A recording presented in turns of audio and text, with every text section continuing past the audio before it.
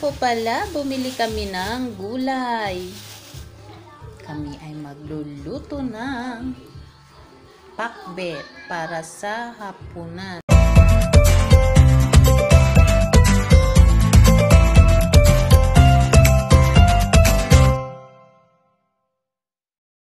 So, ayan. Meron ditong ampalaya. Teka lang. Ayan, merong talong. At ito yung okra.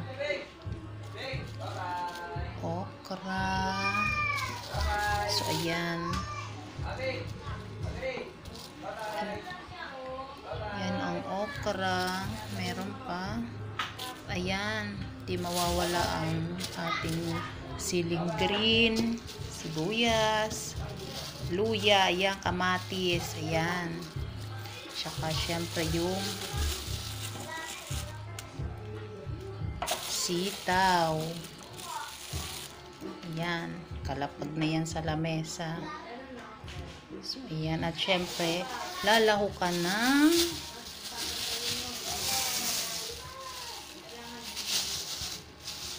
dilis. Ayan, dilis. At lalagyan ko rin ng yung bagoong isda.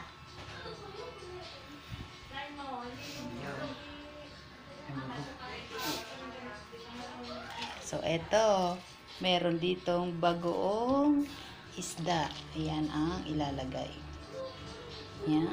Galing pa sa Pangasinan yan. So, ayan. Yan ang mga sangka.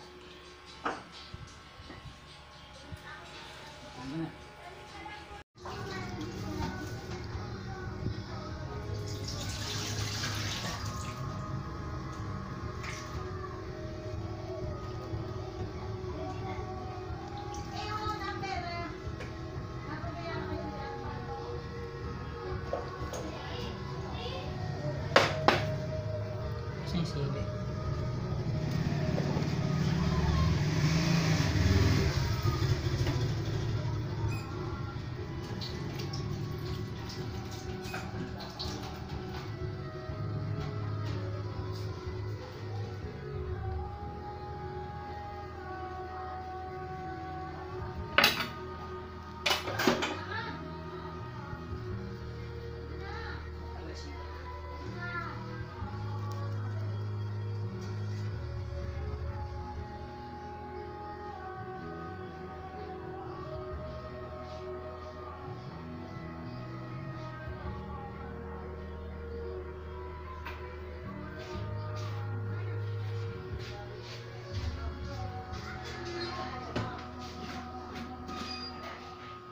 Ang sitaw at okra.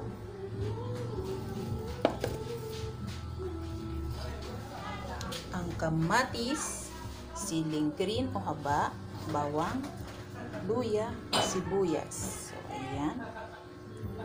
Malinis na rin po yan. At malinis na rin yan. Ang ating kasunod ay talong. So, ayan. Malinis na rin po yan. At ang ampalaya. Ayan.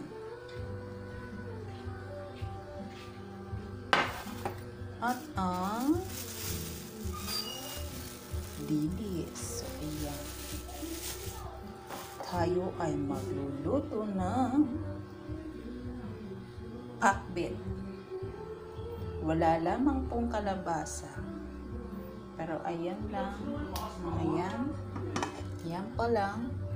Ay, sapat na. So, ayan.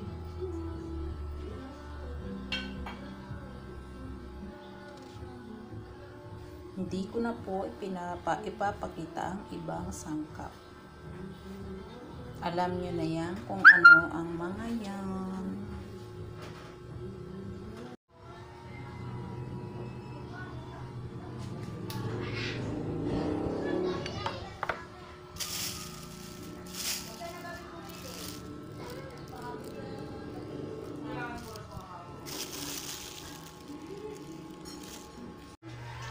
At ito na nga pala na hindi ko na naipakita yung isa-isang paggisa ng gulay. So ayan, bali ito po ay naandyan na po lahat ng sangkap. So ayan, naigisa na po, nalagyan na rin po siya ng konting sabaw. So ayan, takpan na natin hanggang ito ay maluto.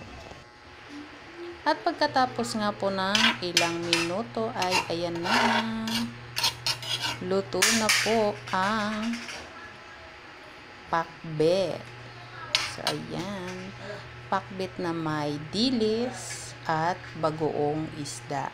So ayan, yummy, simpleng ulam. Salamat sa panonood.